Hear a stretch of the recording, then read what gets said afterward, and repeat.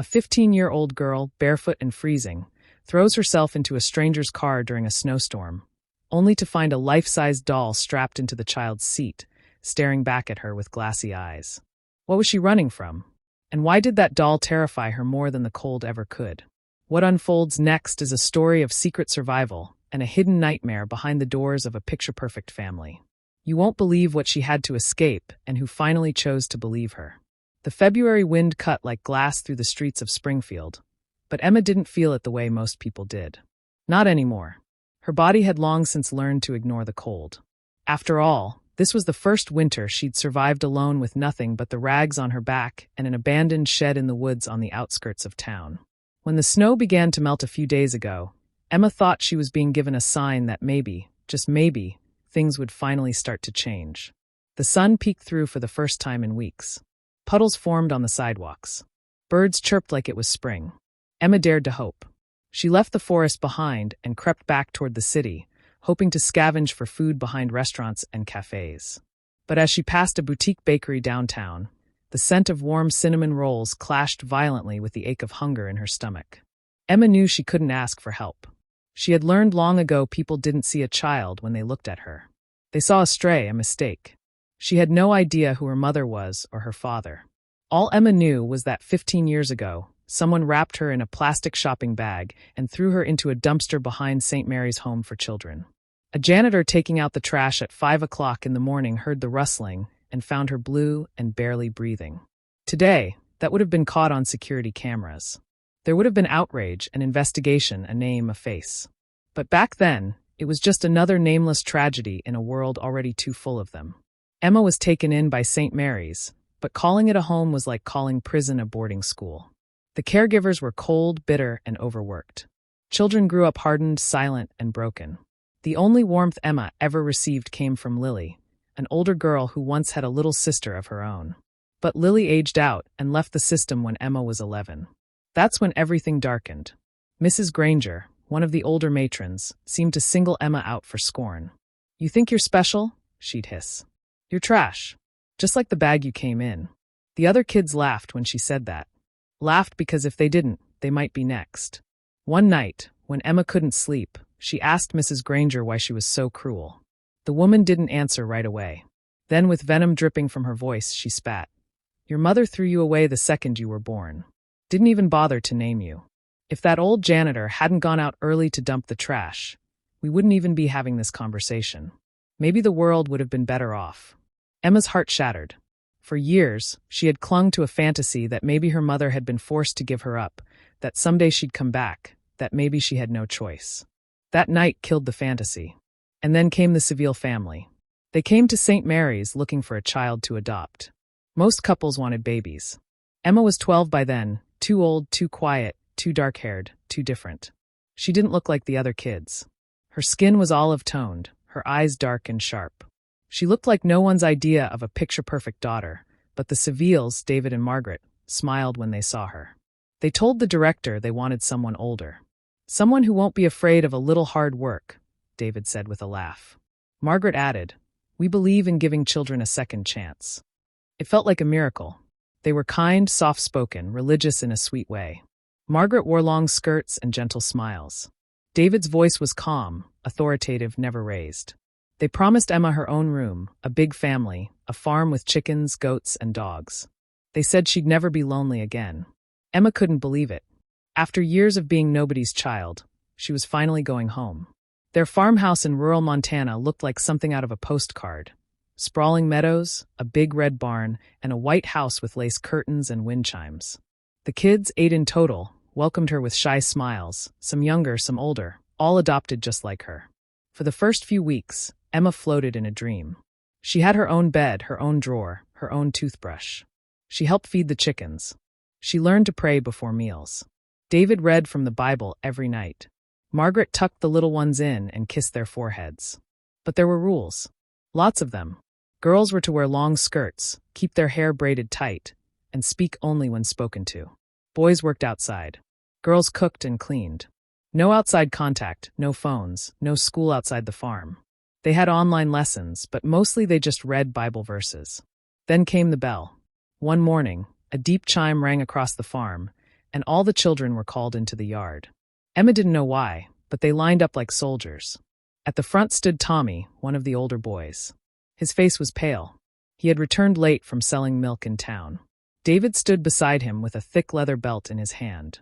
"Those who stray must be corrected," he said. And then he beat him in front of everyone, each lash louder than the last. Margaret watched, expressionless. The children stood still. No one cried. No one moved. Emma was frozen in horror. This wasn't discipline. This was cruelty, ritualized, sanctified by scripture. That night, Emma didn't sleep.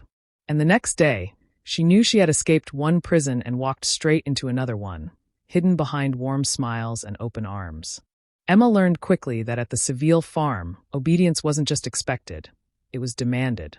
After witnessing Tommy's beating, her sense of safety shattered like glass. She tried to convince herself it had been a one-time punishment, a misunderstanding, maybe even something deserved. But then came the next bell, and the next punishments became a ritual. A child forgot to say grace before eating the belt. A girl left her braid a little loose. Isolation in the cellar. A boy asked too many questions, fasting and kneeling for hours on dry corn kernels. It didn't take long before Emma realized every child there lived with a tight knot of fear in their stomach. But the most terrifying part, the others accepted it. They didn't resist. They didn't question. Some even believed it was love. Margaret and David had raised them to believe punishment was a blessing, God's way of shaping their souls.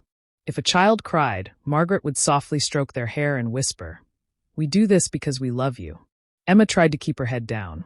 She worked hard, followed every rule, smiled when spoken to, and prayed louder than the rest. But her mind never stopped turning. Something deep inside her refused to accept this as normal. This wasn't family. This was captivity. The final straw came one rainy afternoon when little Sophie was caught sneaking a leftover biscuit from the kitchen. Margaret found her under the table, crumbs on her face, guilt in her eyes. She was 6 years old. Emma begged David not to hurt her. She stood in front of Sophie, trembling but firm. "Please," she said. "She's just hungry." But David's gaze turned icy. Without a word, he struck Emma first. Not out of rage, but principle. Then he turned to Sophie. They were both locked in the cellar for 3 days with no food, no light, no sound, but each other's quiet weeping. That darkness didn't just wrap around their bodies. It invaded Emma's soul. When they were finally released, Margaret hugged them and called it spiritual cleansing. Emma didn't cry. She didn't speak. She just watched, listened, and waited. She knew now that escaping wouldn't be easy. The farm was remote, surrounded by miles of woods and barbed wire. The Sevilles controlled every detail of their lives, even access to the internet. Their schoolwork was pre-recorded, the passwords known only to David. Still, Emma began to plan. She stole glimpses of the gates, studied when the adults were distracted. She even wrote a note asking for help, and folded it into a paper airplane, hoping the wind would carry it past the fence. But David caught her. He beat her so severely that she blacked out. And when she woke up, Margaret sat by her side, smiling softly. "We spoke with a psychiatrist," she said. "You're sick, Emma. You've been having delusions, hearing voices, making things up. You're confused, and that's okay. We're going to take care of you." Emma blinked in disbelief. "I'm not sick." "Oh, but you are," Margaret cooed. "And we have the paperwork to prove it." As it turned out, the Sevilles had taken another girl, Lucy, who resembled Emma, and brought her to a doctor under Emma's name. They had her pretend to be the troubled child. They had video, a diagnosis. A medical record now existed that labeled Emma as schizophrenic. "You can scream all you want now," David told her. "No one will believe you." And for a while, she didn't scream. What was the point? Until one frigid afternoon, David left the house to sell produce at the weekend market. Mornings were routine, chores, breakfast, prayer, and someone always locked the door after he left. But that day, Tommy forgot. Emma saw it immediately. The front door, ajar, wind pressing at the edge of the frame. She froze. Her heart thundered in her chest. Her hands shook. She was barefoot, her coat still damp, her legs weak from another night of barely any sleep. But freedom was freedom. She ran. Snow bit at her skin. Branches whipped her face. But she didn't stop. She bolted through the woods, over the fields, blindly following the distant sound of traffic. Behind her, dogs began to bark. The bell rang. The hunt had begun. Emma didn't know how long she ran. An hour or two, maybe more. Her body screamed for rest, but fear drove her onward. Finally, she saw a pavement, a road. She stumbled toward it, nearly collapsing, and then headlights. A sleek black SUV pulled to the side. A man got out, tall and lean, wearing a shearling jacket and sneakers already soaked from the snow. He didn't notice Emma at first. He was chasing after a limping dog that had crossed the road. Emma saw the open car door. Without thinking, she darted forward and slipped into the back seat. It was warm, insanely warm. Her fingers burned from the sudden contrast. The leather seat cradled her like a bed. Her head spun. For the first time in years, she felt safe. And then she saw it. In the child's car seat next to her sat a life-size doll dressed in a silver snowsuit. Blonde pigtails tied with velvet bows, eyes wide and empty like glass marbles. Emma gasped. She bolted upright just as the man returned. He froze when he saw her. They locked eyes. His expression was not angry, just stunned. She tried to open the door, but he reached for her gently. "Wait, please. I'm not going to hurt you. I didn't steal anything," she cried. "I just needed to warm up. Please don't call the police." The man looked at her, really looked. She was drenched, trembling, wide-eyed. "What's your name?" he asked. "Emma. I'm Mark." He glanced at the doll. "You saw her, didn't you?" "Yeah. That's not what it looks like. I'll explain. I promise. But you, how did you get here?" "There's nothing for miles. I live out past the trees in an old house." "I escaped." Mark's brow furrowed. "Escaped?" Emma nodded. "From people who pretend to be good, but they're monsters." Mark hesitated, then said, "I think we both have stories to tell. But first, let's get you dry. You're not going to survive another hour out here." Emma looked back at the doll again. It still gave her chills, but somehow Mark didn't. She nodded, and stepped into a story she never expected. Ready to run, Mark glanced in the rearview mirror as he drove, his eyes flicking between the road and Emma. He didn't ask questions right away. He just let her breathe.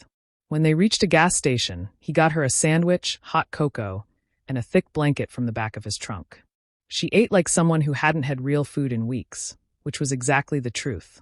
Finally, when her hand stopped shaking, Mark said softly, "You saw the doll. That's why you panicked." Emma hesitated, then nodded. "That doll," he said, eyes distant, "was made to look exactly like my daughter, Alyssa. She was 8. We lost her a year ago. She was taken. We found her. Too late." Emma's heart dropped. She didn't breathe. "My wife Laura never recovered. She had this doll made. It helped her somehow feel like Alyssa was still with us. It's strange, I know, but it's grief. You don't get to choose how it breaks you." Emma whispered. "I'm sorry." "Me too," Mark said. "But I think you and I met for a reason." That night, Emma told Mark everything. The Seville farm, the punishments, the lies, the fake psychiatric diagnosis, the other children still trapped. Mark didn't interrupt. He just listened, face hardening with each detail. When she finished, he said just one thing. "We're going to fix this." By morning, they were already in touch with Laura. It turned out she wasn't just a grieving mother. She was a former prosecutor, sharp, focused, and more than ready to channel her pain into action. Emma expected disbelief or pity.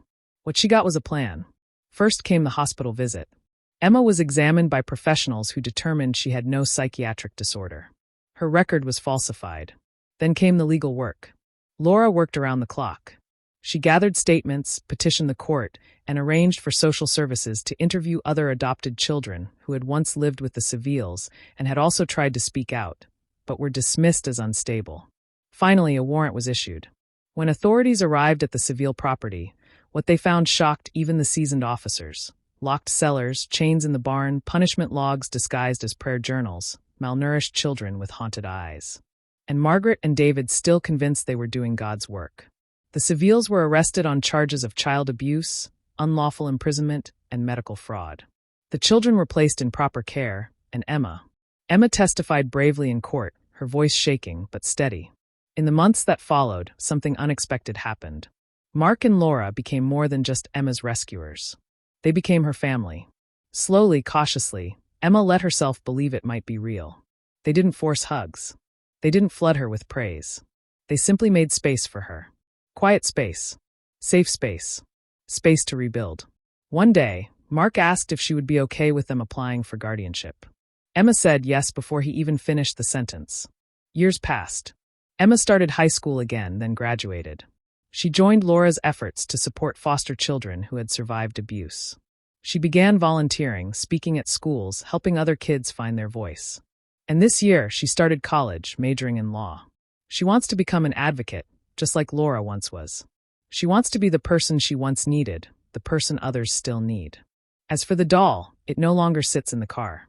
Laura, during one of the family dinners, looked over at Emma and said, "I think it's time."